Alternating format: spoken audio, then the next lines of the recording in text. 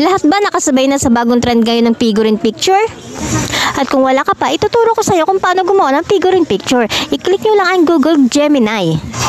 Then lalabas dito ang Google Gemini. Ngayon, i-click nyo lang yan. Then kapag may lumabas na plus sa ibaba, ayan, i-click nyo lang din yan.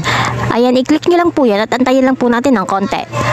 At kapag may lumabas naman pong ganito, i-click lang po natin ang no thanks. At pagkatapos, pindutin lang po natin itong plus sa ibaba. At makikita nyo may lalabas na upload files. I-click lang po natin yan. At kapag may lumabas ng ganito, i-click lang po natin ang photos and videos.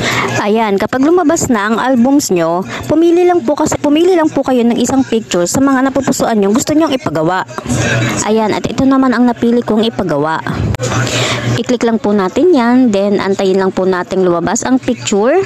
Ayan, at dito naman po sa ibaba, may ika-copy paste lang po tayo.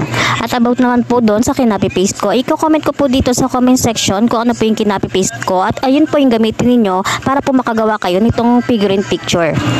Ayan, magantay lang po tayo ng 1 to 2 minutes bago po lumabas ang ating picture na pinagawa.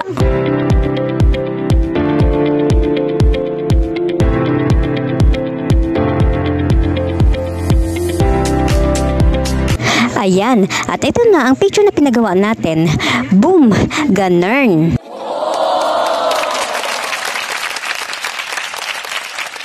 At dito naman po sa itaas, may makikita tayong arrow for download. I-click lang po natin yan para ma-send po sa files natin. At ayan, file downloaded na siya. Pero para mas mabilis, i-screenshot nyo na lang yung picture. Ako kasi screenshot na lang ginagawa ko para mas mabilis kong makopy eh. Ayan, na-screenshot ko na siya.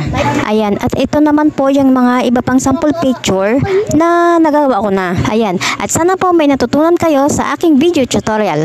Paalam!